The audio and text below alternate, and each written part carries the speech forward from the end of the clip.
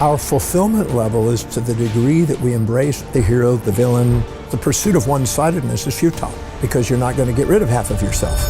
If I came to you and I said, you're always positive, never negative. No.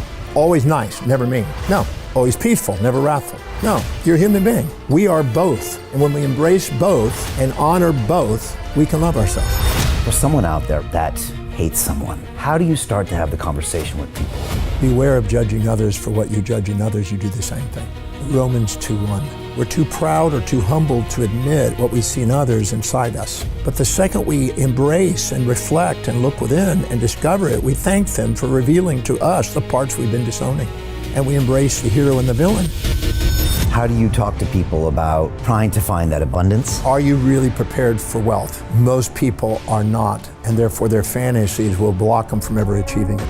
All the markets are nothing but emotions of the animal nature inside the human being. Do you have the courage to think that rational goal and hold on, which is the true intrinsic value of the market?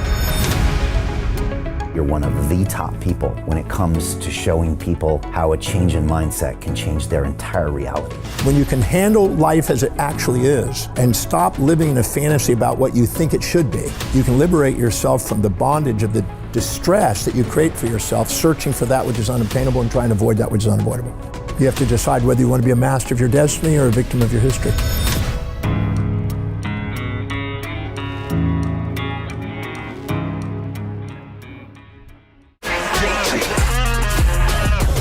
Hey, I know investing in crypto is scary. It takes a real leap of faith because there are so many scams, rug pulls, and bad actors out there. It's a dangerous business, which is why 95% of people lose all their money. Well, that's why I created the London Real Investment Club, so you can access the hottest deals on the planet and use the crypto bull market to create the generational wealth that you deserve. Join my team of over 100 people from around the world that are making millions of dollars behind the scenes investing in blockchain, AI, Web3 games, DeFi, Bitcoin, and more. Don't miss out. Click the link below to book a call with one of my team now. But hurry, this bull market will end soon. I know investing in crypto can be scary. That's why you gotta join the investment club. Pull the trigger. Let's do this. Hi, it's Brian Rose from London Real. You probably know that we've just recently been re-platformed on YouTube after 25 months completely in the dark. The truth is, I really need your help. What I really need you to do is click on that subscribe button right now, like this video, and maybe even leave a comment or share the link with friends. We're really fighting against an algorithm that's tried to keep us quiet for so long.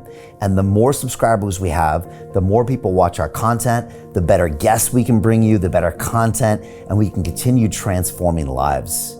We've been doing this for 14 years now. I want to do this for another 14 years, but I really need your help.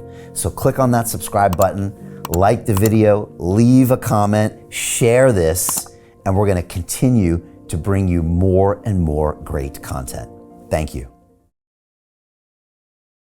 This is London Real. I am Brian Rose. My guest today is Dr. John DeMartini, the human behavior expert, global educator, and best-selling author of over 40 books translated into 30 languages. You are the founder of the DeMartini Institute, where you teach thousands of people each year about human values, wealth creation, and self-mastery. Your frameworks, such as the DeMartini method and values factor, are used globally to help individuals break through limitations, align with their highest purpose, and achieve extraordinary results in life and business. You've been featured in documentaries like The Secret and spoken on stages in more than 100 countries, bridging psychology, philosophy, and finance. Your teachings integrate science and spirituality, inspiring people to understand that whatever they think is missing in their lives can be awakened from within. John, welcome back to London Real. Thank you. Thank you for the lovely introduction. It's really special having you here. I think it's the third time that we're here in person together over the past, coming up on 6 years. And it's really special because for me, you're not just another guest. You're a guy that has changed my life, and your methods continue to change my life. And I was telling you, I spent the entire month of August in Barcelona, and it should have been renamed DeMartiniville because I was listening to your YouTube videos as I walked through that city for hours every day. And I think that even though the world knows how amazing you are, I still think with all that fame, you're still underrated, because I think you're one of the top people when it comes to showing people how a change in mindset can change their entire reality. And I don't know what it is, but when you're talking, I'm always like, wow, wow, wow, wow. And these are things I didn't understand 5 years ago, 10 years ago. And so I can't wait to dive in, because I think your tools are so useful to anybody on the planet. Your story is also incredible. For a guy like you, so articulate and so accomplished, to know that you were told you would never be able to read, and you weren't even reading and doing anything till your teenage years, no formal education. We'll get into that. But I want to start with something that I think most people struggle to get their head around, and something that took me years to get my head around, John. And when I first started London Real, a guest said to me, you know what, Brian, when you hate somebody, there's a little bit of you in them, and that's why you're obsessed with them. And I thought, that's ridiculous. I'm nothing like them. And I meditated on it for years, and I still could never, ever come to the conclusion. But maybe deep down inside of me, part of me knew that something was right about that.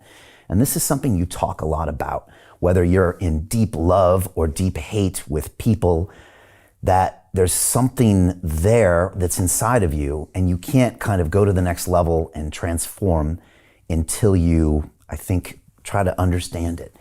And right now, Dr. John, I see so much hate in the world. I see America divided. I see people getting shot. I see people getting angry. And I think to myself, man, maybe this is a great time for them to learn some of your techniques. And so for someone out there right now that hates someone or loves someone, and this could be a certain political figure maybe that you know very well, that you might have lived one time in his tower, but that's like a perfect example of an archetype where people have these strong emotions. How do you start to have the conversation with people and say those extreme feelings are actually holding you back from your own transformation? How do you have that conversation with people? Well, sometimes I don't try to offer a service until I establish a need. Because if somebody's not asking, imposing and projecting onto it, you're trying to do something to impact them, because they're reminding you of something you're trying to impact in yourself. Okay, right. So I don't find that very productive. That's interesting. So when you're trying to fix someone, it's really your issue. Okay, you're projecting your stuff. It was a New Testament presentation, Romans 2:1, that said, beware of judging others, for what you judge in others, you do the same thing. And I was fascinated by that about 41 years ago. So instead of waiting for somebody to push my button to discover that, I decided to go to the Oxford English Dictionary and to go through the entire dictionary and underline every potential trait that I could judge in somebody. Kind, cruel, nice, mean, etc. And then what I did is I wrote out to the side, I underlined the particular trait. I found 4,628 traits. Gordon Alpert, 35 or 36 years earlier, found 4,000 in that same text. Okay. But I found 4,628. And I underlined the word that described the trait.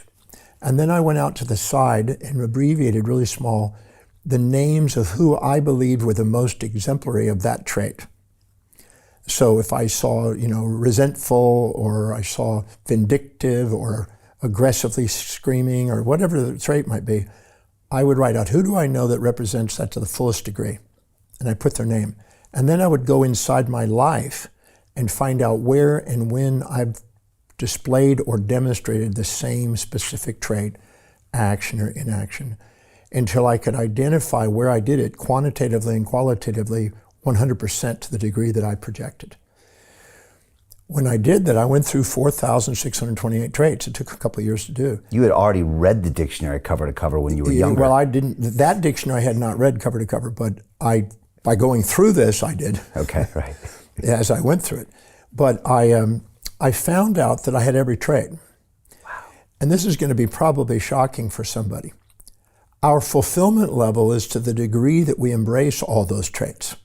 The hero, the villain, the saint, the sinner, the positive, the negative, the kind, the cruel, etc. But what we do is we tend to disown. We're too proud or too humble to admit what we see in others inside us. And we're only too proud as a dissociation from the shame we have that we're judging ourselves for that trait, and they're reminding us that's why we want to avoid them, because they're reminding us of a part of us that we haven't loved in ourselves and incorporated. We've been disowning it. We've been deflecting it, dismembering it. And so that's a disowned part of ourself that these people are bringing into our awareness, and we're judging and avoiding these people or seeking people because we can be too humble to admit what we see in them. Right. And as a result of it, they're giving us an opportunity to include the part of us that we've disowned. And our fulfillment in life is to the degree that we own it all. Our unfulfillment are all the voids. That's why whenever we judge somebody above or below us, put them on pedestals or pits, we feel empty. But the second we embrace and reflect and look within and discover it, we thank them for revealing to us the parts we've been disowning. And when we have all of it and we embrace the hero and the villain, people may not like Donald, but he owns his hero and villain. He's got people supporting and challenging, and he doesn't respond and he doesn't react. He just keeps going. And so that is a strength, actually. But we go around and we are addicted to moral hypocrisies that we're trying to get rid of half of ourselves and try to be only one side. And this one-sidedness, the pursuit of one-sidedness is futile. It's an empty pursuit because you're not going to get rid of half of yourself. I ask people by the thousands, how many of you have been trying to get rid of a particular trait in your life, negativity, resentful, or whatever, and you still got it? And they all put their hands up and then they go, I never thought about that. I've been on this self-improvement journey to get rid of half of me and only be one-sided because of a moral hypocrisy that I've been indoctrinated from mothers, fathers, preachers, teachers, conventions, traditions, mores, or whatever the source is, religions, politics. And I'm now trying to be something that's non-obtainable and trying to avoid that which is unavoidable, which is a source of human suffering and non-sustainable futility.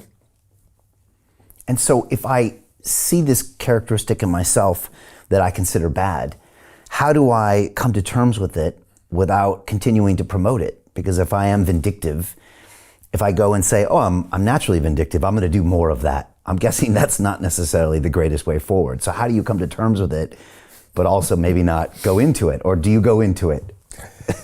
You know what I mean? I have all the traits. You support my values, I'm nice as a pussycat. You challenge my values, I can be mean as a tiger. Right. I can be very humble and I can be very arrogant. I've been both. If I look honestly and do a video recording of me with a drone looking over me for 24 hours a day for a 3-month period, I'll find them all. I'll find kind, cruel, nice, mean, etc. And even those labels are incomplete awarenesses. If somebody is nice to somebody and, quote, nice and generous, they could be making them dependent, obligated, less resourceful, less driven, and kind of feel like they've got to go and compensate, and they lose their drive some cases. So you keep them in juvenile dependency by making it generous and quote, kind. And on the other side, so that very kind and generous is actually robbing them and basically stingy of them being able to be on their own and be capable of standing on their own 2 feet. So the inside the kind is cruel. It's like the yin and the yang. Right. Inside the cruel is kind. It's a Taoist understanding. And sometimes you're tough on them and you're mean and stingy. No, I won't take care of that. You have to figure it out yourself. They become resourceful and they become more precociously independent. They become more empowered. So is that mean nice or nice mean? So the polarities of judgments are actually inseparable. Our amygdala, which is our survival subcortical area of our brain, assigns valency, which is positive negative assignment labels to perceptions or events. And then we store that in hippocampus as episodic memories that we label to be positive or negative, prey or predator. And then we go around and we assume that those are true, but they're actually incomplete awarenesses. They're subjective biases that are distortions with false positives and false negatives. So we basically have this assumption about these things that are positive or negative, but there turns out that the very thing you think is a positive has downsides. Right. Anybody who's been out on a date with somebody then thinks, oh, this is amazing, I'm infatuated. Weeks later, they discover, ooh, it's not what I thought. Right. And the same thing over on the things you think are terrific. You get this new house, you think, oh, I'm so happy. And then 6 months to a year later, you go, friggin' house, it's costing me a fortune. It's taken up all my time. So you realize that there's an inseparability of these polarities. Heraclitus called it the unity of opposites, and Hegel called it the synthesis of the pairs of opposites. When we actually realize that there's neither, and that we had imposed on it a judgment because of the moral hypocrisies we've been indoctrinated, we've labeled it, we're holding ourselves back, because anything that's polarized and valent occupies space and time in our mind and creates intrusive thoughts, and we have difficulty sleeping. Insomnia is a byproduct of the labels we project onto things that are incomplete, as a reminder and a feedback to let us know we're judging and not loving our environment. There's a lot of people out there that can't sleep right now. And they're thinking, there's no way, Dr. John, that the reason I can't sleep is because I've got unresolved issues in my amygdala. But you're saying there is. That's what it is. Because what happens is the amygdala, when it sees prey and it assigns positive without negative, and it now creates an impulse to seek and to consume, it has to create a false positive in order to accelerate the adrenaline to capture the prey. So when it does, it accelerates and dramatizes the emotion and subjectively biases the interpretation of the event or perception. And that causes an alertness in order to capture the prey and grab the prey so we don't starve. And the same thing with a predator. So if we see something, we'll see way more negatives than positives, and we'll have a false positive on the negatives and a false negative on the positives. We'll distort it. We'll get our adrenaline going so we can run and get away from the predator. So anything that supports our values or challenges our values represents prey and predator in our mind. And the more polarized it is, the more insomnic we become, because those intrusive thoughts are on alert so we don't starve and we don't get eaten. And so it's a basic survival. There's only two forms of stress that people face in their life: the perception of loss of that which they seek, and the perception of gain of that which they try to avoid. The perception of starvation and being eaten to the brain. Right. So anything that supports or challenges values back inside the brain, in this subcortical area of the brain, is registered as prey and predator. And so we literally have these responses, and insomnia is a survival response to make sure that we don't miss out on food and get eaten. So insomnia is basically a feedback to let us know that we're highly polarized in our judgment. We're in an absolute state instead of a relative state. And we're not seeing both sides simultaneously. We're seeing one side without the other side, to which we're blind. And therefore we're trying to avoid a predator and seek a prey, and so we're under alert. And so if you never try to resolve those things, if you never go back... They stay in your consciousness until they're resolved. And they're stored. Do they naturally get resolved in people's lives, or no? If you have events in life that you make new associations with what you thought was terrible and you find the blessings out of it, or the other side, we find the downsides of what we're infatuated, we can neutralize that and strengthen our intuitive capacities to see the other side that we're ignoring, that we're unconscious of. But in most cases, they get dramatized. They get compound interest. Anxiety disorder is compound interest on the original charge. Things that remind you of that, promote it, right? Dramatize it, compound it. So you might say that anxiety is nothing but compound interest added to an event that you saw that was imbalanced, that was negative. And ecstatic fantasies that hook people into new relationships over and over again is a compounding on the positive side. Both of them are distractions. Both of them are philic and phobic. Both of them are insomniac, stimulating, and they are intrusive thoughts that run our mind. If you go into deep meditation, while you go into the meditation, you can sit there and just go into meditation. You'll hear all this noise in the brain. All that noise in the brain is the unconscious information that we're not paying attention to, trying to meet up with the conscious to make us fully conscious to see both sides simultaneously that's stored in the hippocampus. Will meditation resolve some of that? In some cases, meditation, if it's integrative and not escape, some people will use meditation to escape an event and try to dissociate from it. And some people use meditation as an integrative force to actually integrate and look for the opposite and balance and integrate the brain. The medial prefrontal cortex, the ventral medial prefrontal cortex, is designed to integrate.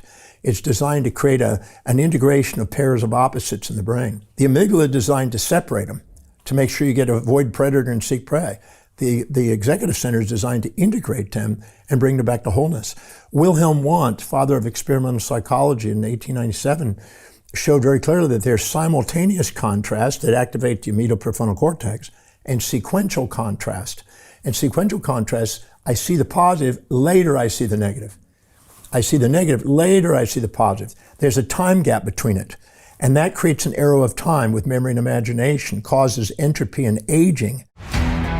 How do you get out of a rat race? How do you create wealth not only for yourself, but also for the generations to come after? I am absolutely amazed with the quality of companies that we're getting exposure to. We go on to Zoom calls with the innovators and the folks who are building new applications in metaverse, blockchain, artificial intelligence, decentralized finance. What's going on, everybody? Thumbs up if you can see me. We are focusing on early stage investment. And the quality of people that we're getting exposure to, whether it be Dan Tapiero with 1RT, Jason Ma from Open, Yatsu from Animoca. It's been a phenomenal experience thus far. It has far exceeded my expectations. We are focusing on cutting edge technologies. I view it now as the best investment I've ever made. The upside I view is unlimited. And as a retail investor, I would never get this exposure anywhere else outside of Investment Club. See you in the Investment Club. And so our entropy and our aging process is nothing more than the accumulation of these subconsciously stored judgments that are intrusive, that are causing, in a sense, phobias and philias in our minds. And the second we see both sides simultaneously, we liberate ourselves from it. The intrusive thoughts are gone. We have restful sleep. We're present, and the executive center comes online, mitigates the risks of the negative side, calms down the fantasy, and allows us to have an objective state of mind where we're empowered. Right. And time can also do this sometimes. Like 20 years after the event, sometimes you'll look back and say, you know what, my ex-wife also did wonderful things for me. Thank you. So sometimes time can help. Yes, there's a thing called a central limit theorem. See, nobody knows the consequences of any action. If you do an act, like you do your show, we have no way of knowing all the consequences globally of what that's going to do. But we do know that the probability increases as the ripple effect occurs to get to a perfect balance of supporters and challengers. It will regress to a mean between the pairs of opposites. And so we know that. So the longer time goes on, an event that you thought was terrible or terrific has the capacity, if you awaken your intuition, it can have the capacity to neutralize itself over time. But some people dramatize it and run the story. And as long as they run the story, they're decreasing the probability of having that story being neutralized. And they dramatize it, and then they become a victim of their history, not a master of their destiny. Yeah, I did that with my parents' divorce when I was 7. And, it wasn't necessarily a traumatic event, but for some reason I latched onto it, and I told myself this same story for decades, John. And it wasn't until I got some perspective and went back and interviewed each one that I realized that was not a great moment of my life, but there was a lot of positives. And there was a lot of positives for both of my parents. My mom became this amazing independent woman. They were both happier. We actually did great. My mom showed me the world. It was like, oh my God, but I blocked it out for so long. Well, we create a fantasy about how it should be, ought to be, supposed to be, got to be, have to be, must, need to be. Yeah. And then we compare it to what it is. And no matter what goes on, there's always a pair of opposites in what is. And so if we compare it to a fantasy, which is all positive, we can't appreciate our life. And so we get depressed because we're comparing our current reality to a fantasy about how we think it should have been. Yeah. And that holds us back from appreciating the magnificence of our life. I want to, let's talk right now, because then I want to talk about 2 things I saw in your movie, which are perfect examples. Let's talk about it now. There's one point in the movie where you're talking to a woman who had been traumatized by a violent act. I think a ex-boyfriend or somebody had knocked down the door and beat her up or something. Her brother, right.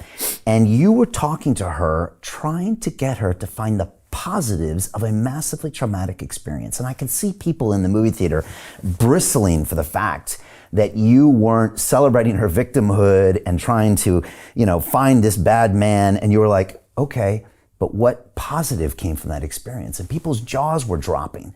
And can you talk about that and why people have that reaction? Because in this day's culture, it's like, no, there's the victim and then there's this, and there's clearly a bad thing that happened. What happened there and what were you trying to do? William James, the father of modern psychology in about 1890s, said that the greatest discovery of his generation is that human beings can alter their lives by altering their perceptions and attitudes of mind. So there's an event out there. It's true. How you see the event is totally up to you. The event is neutral until you come to the table with an expectation or perception. Let me give an example. If I was to take your hand and put it on the table here, let's imagine a table here, and I put your hand on it, and I took a big sledgehammer, and I slammed your thumb.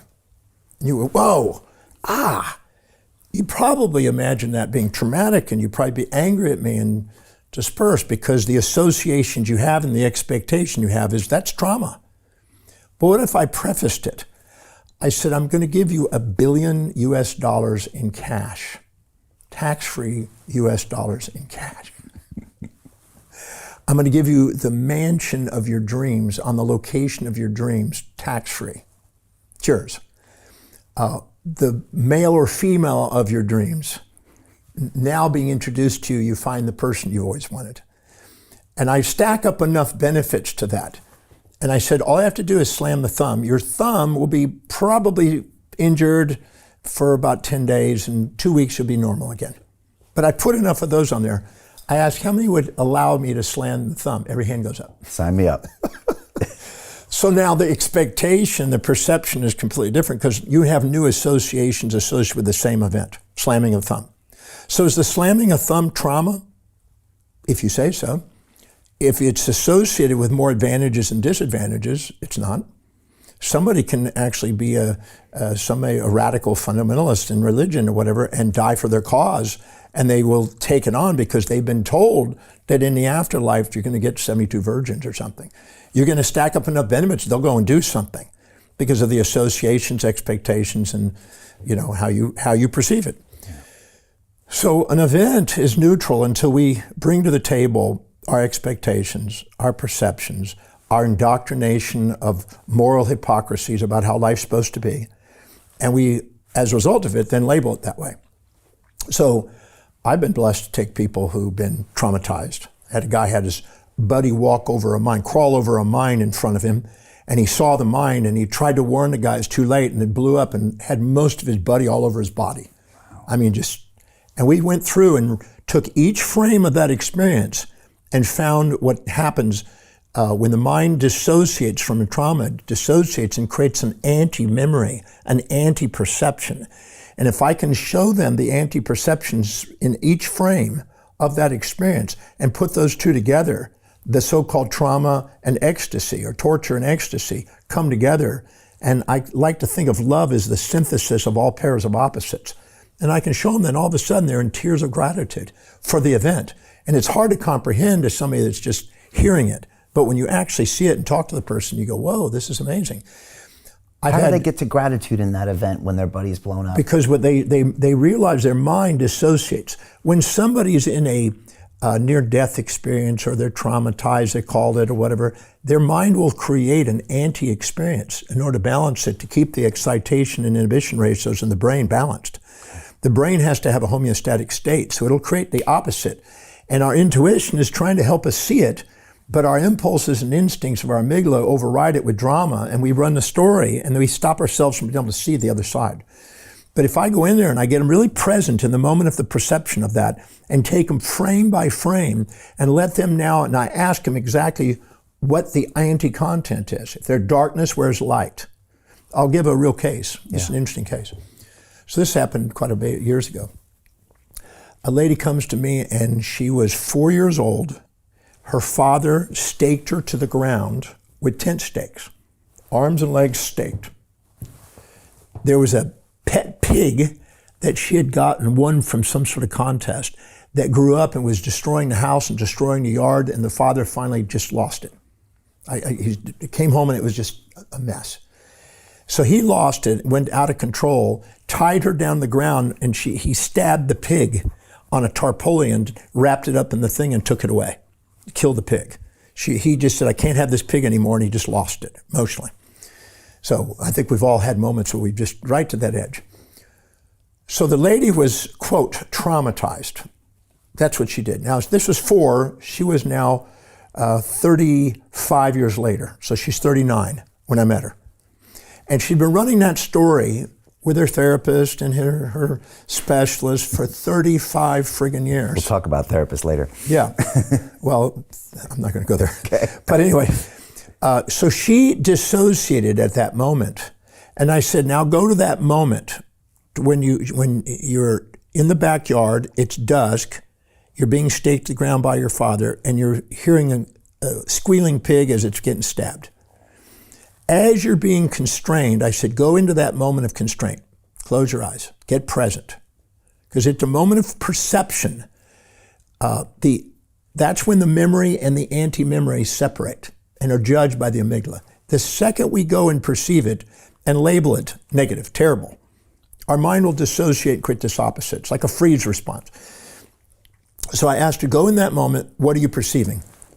I'm perceiving a bit cool and dark. But her mind dissociated from that, and she saw herself going through a field in a warm, sunny place in her mind. I said, great. At that moment, when you're in that state, you feel constrained. In that moment, I'm running through a field, there are butterflies and birds, and I'm free, just running freely through this field. The brain creates the anti-memory. Neuron Magazine, March 17th, 2016, has a great article on the anti-memory and the EI ratios. So at that moment, we then realize, then all of a sudden the father stabs the pig. And then at that moment, she dissociated. And when she did, she thought, I'm powerless to stop my father. So she imagined power coming there, and she saw a white light that she, from her indoctrination, from her childhood, believed to be God. So she imagined a white light like the sun. As the stabbing occurred, a white dove, symbolizing peace from her instruction from church. Anything we've been taught in our life that's stored with a valency in our psyche can be pulled up and brought in to create the anti-memory, the content that's counterbalancing what she's experiencing. At that exact moment when she's feeling that I have hopelessness, I feel powerless, comes God, hope and power. I'm now being death and stabbing, eternal life, a symbol of a little angel dove, symbolic from a Christian bringing up. We went through there, and there were 4 stabbings, 4 doves went around the white light. This father wouldn't listen to her, and she was yelling. He would not listen. This God-like figure and these angels were listening to her and guiding her and saying everything's fine, everything's okay. So at that exact moment when she was doing this, the anti-memory was there. And when I showed her this and made her aware of both of them, they come together and they synthesize and they get a gamma synchronicity in the brain. This one creates a sympathetic response. This one creates a parasympathetic response. They come together with autonomic regulation and they get this synthesis and synchronicity. And a gamma synchronicity in the brain occurs, and there's an aha moment, and there's all of a sudden a hidden order from the apparent chaos, because chaos is basically missing information. You're missing the positives here, you're missing the negatives there. But together, if you see them simultaneous, as Wilhelm once says, synchronous simultaneity of contrast brings love. Love is the synthesis and synchronicity of all complementary opposites, no matter what it is. The unity of opposites, Heraclitus described. In that moment, when she got that, she broke out in tears. And she realized that she is a medical intuitive using her psychic, quote, abilities, which is actually dissociative psychosis, but her psychic abilities to access these angels to guide her and people's lives. I said, so these have been with you since you were a child? Yes, they've been my gods, and they started me on my spiritual quest, my personal development quest, my intuitive quest, my psychic abilities, etc. Did you thank your father? And she just stalled and just shocked for a second, and then she starts bawling. Because I never saw that the very career that I have, the very service that I have, the thing that I'm known for, the thing I've written a book about, my intuitive capacities stem from that so-called post-traumatic stress disorder. When she did, that frame of that whole event had no trauma. There's no trauma left. There's no ecstasy, no trauma. And then I said, now that you realize that they're pairs of opposites and you integrated them and you got a gamma synchronicity in your brain and there's no polarity sitting there, now try to access, because right now you're not angry with your father and you needed to be angry about this torture in order to access this opposite state. This one's gone, this one's gone. Now, just go into there and try to relive this. She goes, I can't access it. It's not there. And I said, no, nor is this one. She said, well, am I going to lose my angel guides? I said, these angel guides were never angel guides. They're you. They're projections of your own thing. At the Bardo Thadal, the Tibetan Book of the Dead, it says at the moment you're passing, you're presented with both peaceful and wrathful deities, but fear not, for they are nothing but projections of your own mind. So these were projections. This was a trauma that was assumed it was a negative without a positive. That causes excitation, inhibition in the brain. The anti comes in, the dissociated opposite anti-memory comes in to get the IE ratios back into balance, to stabilize the brain. And when you put those two together and be fully conscious of it, not half conscious and half conscious, but fully conscious, the whole thing is dissolved. There's no trauma, there's no ecstasy. You had separated the ecstasy from the trauma in that moment and ran the dramatic story and kept the drama going and have now an instinct. And anybody that reminds you of your father, anybody that reminds you of any aspects of that, you're now going to be an avoidance response. And yet at the same time, anybody that reminds you of this, you're going to be in a seeking response. So You've been on a path of seeking anybody that's in that world of esoteric. And not taking her own credit for that. Not realizing that that's not outside. Anytime you blame things on the outside, you give credit to things on the outside to keep those things balanced. And so she was giving credit out here and giving blame out here, and the whole thing was nothing but her own doing. So it's not what happens to you, it's your perceptions of it. And by neutralizing that, what can she now do? Well, her clientele changed from partly psychotic schizophrenics that were dissociated, excuse the expression, but she was working with people that were also like her. Right. To raising her fees, stabilizing her perception of her own life, now working with a client, being more reasonable with her understanding, more rational, and realizing this was her, that she had been dissociated the entire time. So 35 years. Evolution, transformation, becoming the person you really are, she's and being of service. She's moving from her amygdala function, right, where she's a victim of history, to her executive function, where she's now a master of her destiny. Right. That's what happened. Her self-worth went up, because blaming does not raise your self-worth. And giving dissociation. See, anytime you give credit to something out there, you minimize yourself. Anytime you blame somebody, you exaggerate yourself, and those are not you. Those are all inauthentic imposter syndromes. The real you is always the center between the pairs of opposites. And that's the one that is the hero and the villain. You know, she's the hero with this one and the villain with this one in her perceptions. But when she integrated her own hero and villain and realized where she has done those things also, that was her. The whole time it was her. Wow. And we want to run our story and dramatize it, and we keep ourselves in a victim of history for days, months, years, decades. I know some people are 70 years into it because they keep dramatizing it. And everyone watching us right now has one of these on some type of level, big or small, deep down inside you and in your past, and it's holding you back from... Well, it's catalyzing too. I mean, we don't want to... We're going to go down the rabbit hole now. Yeah, because I'm associating things with that as well too, right? So go ahead. Everybody has a hierarchy of values, which we said, I think, on a previous show. Everybody has a hierarchy of values, a set of priorities they live their life by. The very highest priority, the very highest value, Aristotle called the telos, the end in mind, the final cause. This telos is the path of purpose for people. And each individual's purpose is the most efficient and effective pathway to fulfill the greatest amount of voids with the greatest amount of value. And the voids are all the disowned parts that we're too proud or too humble to admit that we project onto things. See, she was too humble to admit that that was her, the angels. She's too proud to admit that that was her, the Father. When she integrated that and became equanimous and in equity between these outside sources, evoked potentials, as they call it in the brain, and integrated it, she had a spontaneous potential in the brain, which is an aha moment, which is a synchronicity, which is a sign and confirmation of authenticity. And in that state, she's empowered. And in that state, she's fulfilling the voids because she's no longer judging. See, it's the judgment. When you're infatuated with somebody and you're conscious of the positives and unconscious of the negatives, you're too humble to admit what you see in them inside you. So you're disowning a part. When you're resentful to somebody and you're too proud to admit it, and you're to admit that you have that behavior. Peter Thiel took $500,000 and turned it into $1 billion using the exact same techniques we're using inside the investment club. He met a CEO, his name was Zuckerberg. He pitched him the deal and he said, okay, I'll give you $500,000. Mark went public and sold the shares to people like you. Well, what happened to Peter? Well, he exited and got a 2,300x return. The wealthy invest in early stage companies, folks. The public markets are for suckers.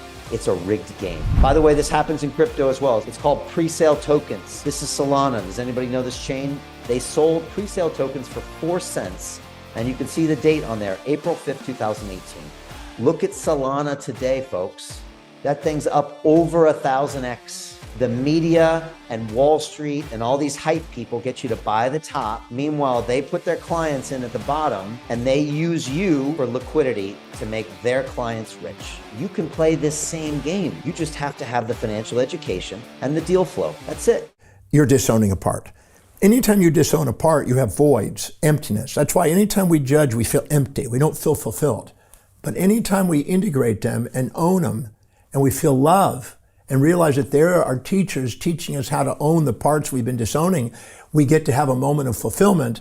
And the gamma synchronicities is a confirmation of an autonomic regulation where we have the most resilience and adaptability in our state of consciousness, and we're free. We're not having insomnia, and we're not having all the emotional vicissitudes of the autonomics running epigenetics and creating symptoms in our body to try to wake us up. It's helping us love and helping us bring wellness, and the wellness quotient goes up. Okay. Wow. Now, we quickly talked about therapists, but in the current world we're in, her trauma would, on social media, have been celebrated. The father would have been demonized, and her therapist would have showed how that was the reason nothing in her life was working. Exactly. And would have rehashed it every week for a couple $100 an hour for 20 years. Yep. That's what she was going through. And, there's therapists who are very aware and who do extraordinary work and help transform people's lives.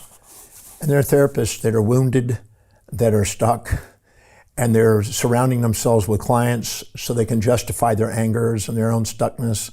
And there's a whole gradation of therapy, from those that are victims of their history to those that are masters of destiny.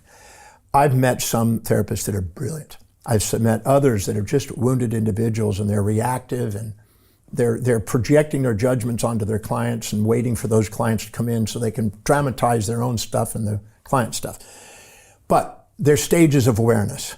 If you have, in first grade, you're told that an atom is a little ball. It's not the truth, but you're told that, and you had to be told that illusion till you're ready for the next thing, that it's a little bit of a Bohr model. It's a little solar system. And you have to be told that illusion until you're ready for the next one when you go to college. And you find out it's quantum numbers, it's probability distributions made out of complex mathematical square roots of -1. And then we realize, well, that's not it too, because those are infinitesimal non-spacious electrons. And so we don't really know, it's a mystery. And so we have to teach them the illusion till they're ready for truth. And that way, in almost every field in therapy, there's no different. You teach them the illusion until they're ready for truth. And when they're ready for truth, the next teacher appears, the next therapist takes them up the next level, and they get frustrated. I had a gentleman who came to my breakthrough experience, and he's been raging about his father and been going to his therapist for, I think, 14 years about his father. The woman is like a mother for him. So he's got a mother fixation and he's got a father resentment. He comes to breakthrough, and I just asked him a series of questions that made him I asked him things he never asked. The quality of your life is based on the quality of the questions you ask. If you ask a question that makes you conscious of what you've been unconscious of, you can become fully conscious.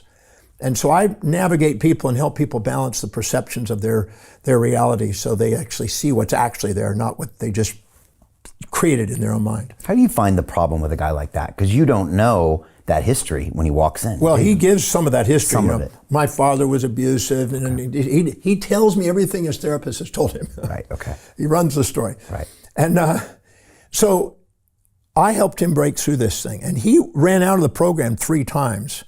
And I went out and chatted with him, and he came back in and he says, "You're like my father, so you're now doing the very thing," which is exactly what I was needing to do to get him to bring it all up.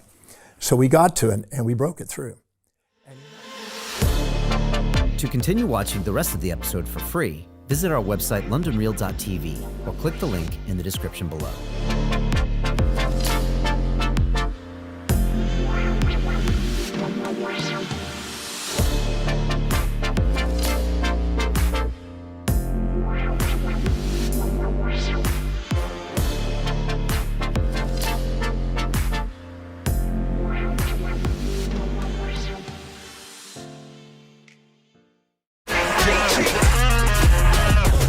Hey, I know investing in crypto is scary. It takes a real leap of faith because there are so many scams, rug pulls, and bad actors out there. It's a dangerous business, which is why 95% of people lose all their money. Well, that's why I created the London Real Investment Club, so you can access the hottest deals on the planet and use the crypto bull market to create the generational wealth that you deserve. Join my team of over 100 people from around the world that are making millions of dollars behind the scenes investing in blockchain, AI, Web3 games, DeFi, Bitcoin, and more. Don't miss out. Click the link below to book a call with one of my team now. But hurry, this bull market will end soon. I know investing in crypto can be scary. That's why you gotta join the investment club. Pull the trigger. Let's do this.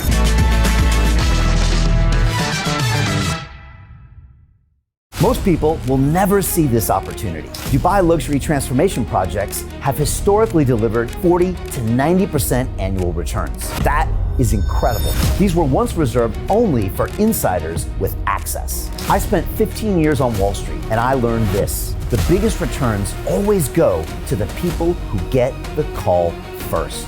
Now, you finally can. We've just received a brand new project with major upside potential. Allocations move fast. Click the link, apply now, and speak to my team.